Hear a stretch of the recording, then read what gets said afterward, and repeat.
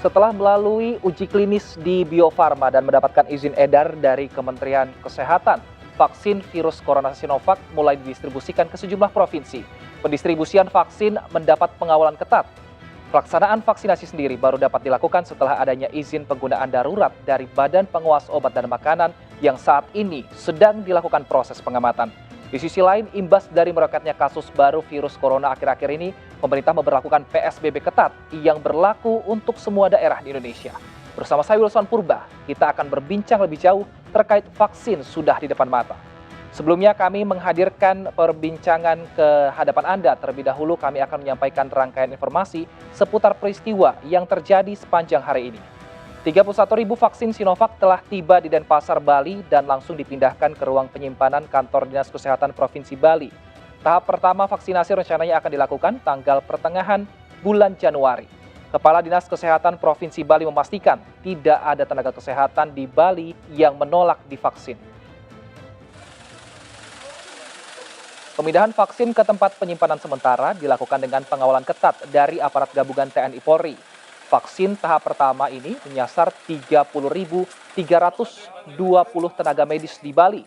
Kepala Dinas Kesehatan Provinsi Bali menyatakan pihaknya telah menyiapkan 3.000 petugas vaksinator untuk melakukan vaksinasi yang akan disebar ke rumah sakit dan vaskes di 9 kabupaten di Bali. Sementara itu, Dinas Kesehatan Kabupaten Badung Bali telah menyiapkan lokasi penyimpanan vaksin COVID-19 yang berlokasi di UPT Instalasi Farmasi Dinas Kesehatan Abian Semal Badung. Pihak UPT Instalasi Farmasi menyulap salah satu ruang rapat di lantai 2 menjadi tempat penyimpanan khusus atau cold room vaksin. Semua petugas masing-masing puskesmas sudah dilatih untuk menyuntikkan vaksin sehingga nantinya masing-masing puskesmas bisa melaksanakan vaksinasi dengan baik.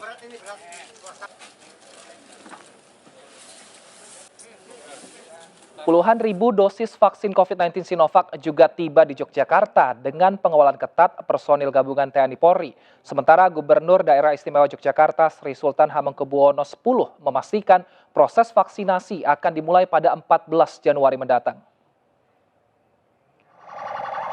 Vaksin disimpan di gudang farmasi Dinas Kesehatan Daerah Istimewa Yogyakarta di Kota Yogyakarta.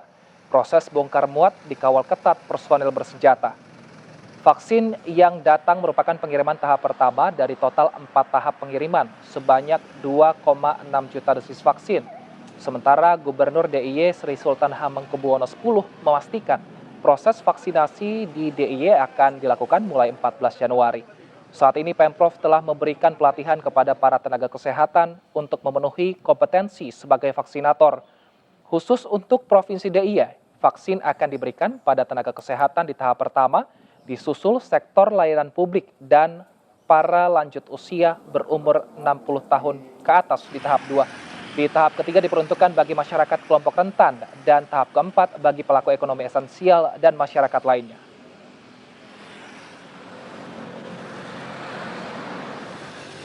Majelis Ulama Indonesia telah menuntaskan audit lapangan terhadap vaksin COVID-19 produksi Sinovac. Selanjutnya terkait status halal vaksin akan dibahas dalam sidang pleno MUI sebelum diumumkan pada masyarakat. Tim auditor Majelis Ulama Indonesia atau MUI telah menuntaskan tahapan audit lapangan terhadap vaksin produksi Sinovac yang telah tiba di tanah air. Audit lapangan dilakukan sejak proses produksi vaksin di pabrikan Sinovac, Cina, hingga proses uji klinis di PT Bio Farma Bandung. Selanjutnya, tim audit akan melaporkan hasil dan kesimpulan audit lapangan pada Komisi Fatwa. Nantinya, Komisi Fatwa akan menggelar sidang pleno untuk membahas aspek syar'i termasuk status dan sertifikasi halal vaksin produksi Sinovac ini. Alhamdulillah, sore hari ini tim auditor dari Majelis Ulama Indonesia telah menuntaskan proses pemeriksaan terhadap ingredient dan juga proses produksi dari vaksin Sinovac, mulai dari pabriknya di Beijing hingga di PT Bio Farma Bandung. Mudah-mudahan dalam waktu yang tidak terlalu lama sidang Komisi Fatwa bisa dilaksanakan untuk memberikan perspektif keagamaan terhadap temuan auditing tim dari Majelis Ulama Indonesia, dan dengan pembahasan ini diharapkan dalam kesempatan pertama bisa dijadikan panduan dalam pelaksanaan vaksinasi COVID-19, dan ini sebagai bentuk ikhtiar untuk memutus mata rantai penularan COVID-19. Perbincangan terkait vaksinasi COVID-19 akan kami hadirkan usai jeda. Tetaplah di Indonesia Bicara.